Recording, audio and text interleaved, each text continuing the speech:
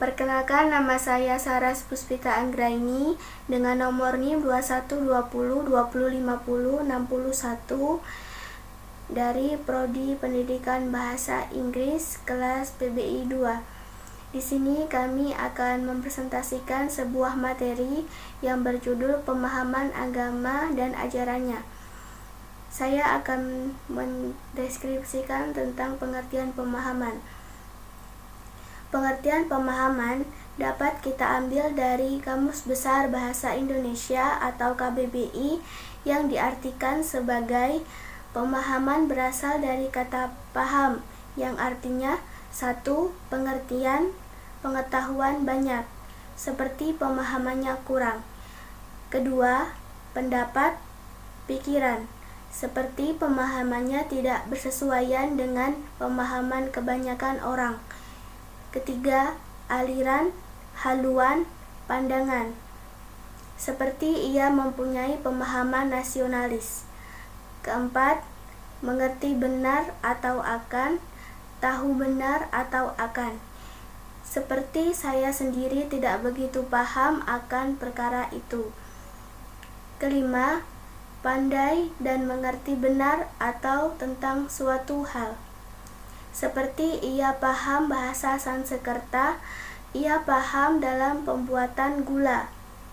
Keenam, proses, cara, pembuatan, memahami atau memahamkan, seperti pemahaman bahasa sumber dan bahasa sasaran sangat penting bagi penerjemah. Menurut Nasr Hamid Abu Zaid, problem pemahaman terhadap agama pada umat Islam mulai muncul sejak turunnya wahyu dan setelah munculnya nas-nas agama. Terdapat pandangan bahwa teks-teks agama memiliki wilayah efektivitas sendiri dan terdapat wilayah lain yang merupakan wilayah efektivitas akal. Menurut Kiai Haji A. Hashim Muzadi atau Kiai Hashim, anggota Dewan Pertimbangan Presiden, secara garis besar ada 3 pemahaman dan pemikiran Islam Indonesia.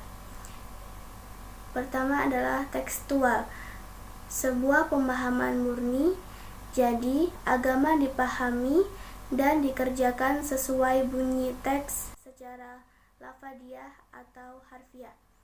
Baiklah, untuk materi selanjutnya akan dilanjutkan oleh rekan saya. Terima kasih. Baiklah, saya Fuja Kanefilanda akan melanjutkan materi yang telah dibacakan oleh Saras Puspita Sari, yaitu karakter ajaran Islam. Konsep ajaran Islam dalam berbagai bidang yang menjadi karakteristik ajaran Islam itu dapat dikemukakan sebagai berikut. 1. Bidang agama. Bidang agama, karakteristik ajaran Islam adalah mengakui adanya pluralisme sebagai sesuatu keyakinan, mengakui adanya universalisme, yakni mengajarkan kepercayaan kepada Tuhan dan hari akhir, menyuruh berbuat baik, dan mengajak pada keselamatan. Selanjutnya, bidang ibadah. Secara harfiah, karakteristik ajaran Islam dalam bidang ibadah yakni berbakti pada Tuhan karena didorong dan dibangkitkan oleh akidah tauhid. Adapun ibadah dalam artian umum bersentuhan dengan masalah muamalah sesuai dengan visi Islam tentang ibadah adalah merupakan sifat, jiwa, dan misi ajaran Islam. Misi ajaran Islam itu sendiri yang sejalan dengan tugas penciptaan manusia sebagai makhluk yang hanya diperintahkan agar beribadah kepadanya. Yang ketiga, bidang akidah. Akidah dalam Islam meliputi keyakinan dalam hati tentang Allah sebagai Tuhan yang wajib disembah.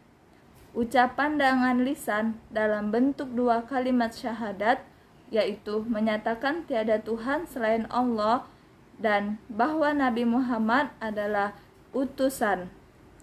Yang keempat, bidang ilmu dan kebudayaan.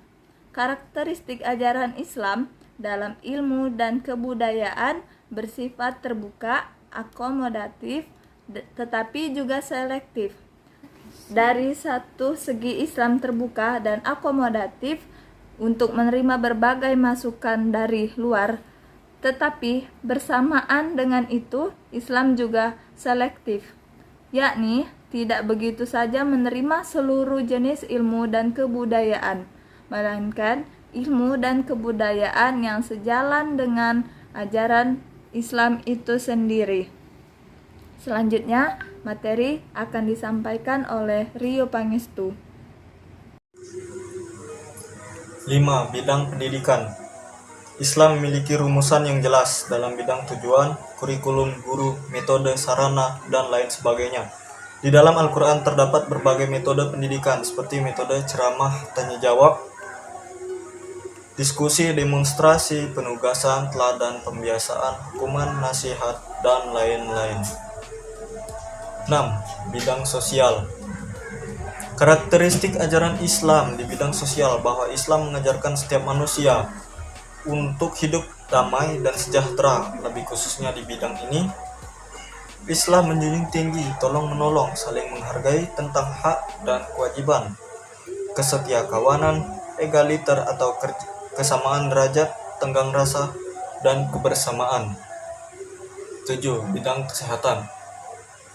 Islam menekankan segi kebersihan lahir dan batin. Sementara itu Islam memandang kebersihan lahir batin atau jiwa dalam istilah nafs, akhlak, dan irfan, dan serta 16 artinya. Kebersihan jiwa manusia dapat mengambil bentuk kebersihan tempat tinggal, lingkungan sekitar, dan badan, pakaian, makanan, minuman, dan lain-lain. 8. Bidang politik. Islam tidak menetapkan bentuk pemerintahan tertentu, oleh karena setiap bangsa boleh saja menentukan bentuk negaranya masing-masing sesuai seleranya. Namun, yang terpenting, bentuk pemerintahan tersebut harus digunakan sebagai alat untuk menegakkan keadilan, kemakmuran, kesejahteraan, keamanan, kedamaian, dan ketentraman masyarakat. 9. Bidang pekerjaan. Karakteristik ajaran Islam lebih lanjut dapat dilihat dari ajarannya mengenai kerja. Islam memandang bahwa kerja sebagai ibadah kepada Allah Subhanahu wa taala. Atas dasar ini, Islam memandang bahwa kerja sebagai ibadah kepada Allah Subhanahu wa taala. Atas dasar ini, maka kerja yang dikehendaki Islam adalah kerja yang bermutu, terarah kepada pengabdian Allah Subhanahu wa taala, dan kerja yang bermanfaat bagi orang lain. Sekian video dari saya. Wassalamualaikum warahmatullahi wabarakatuh.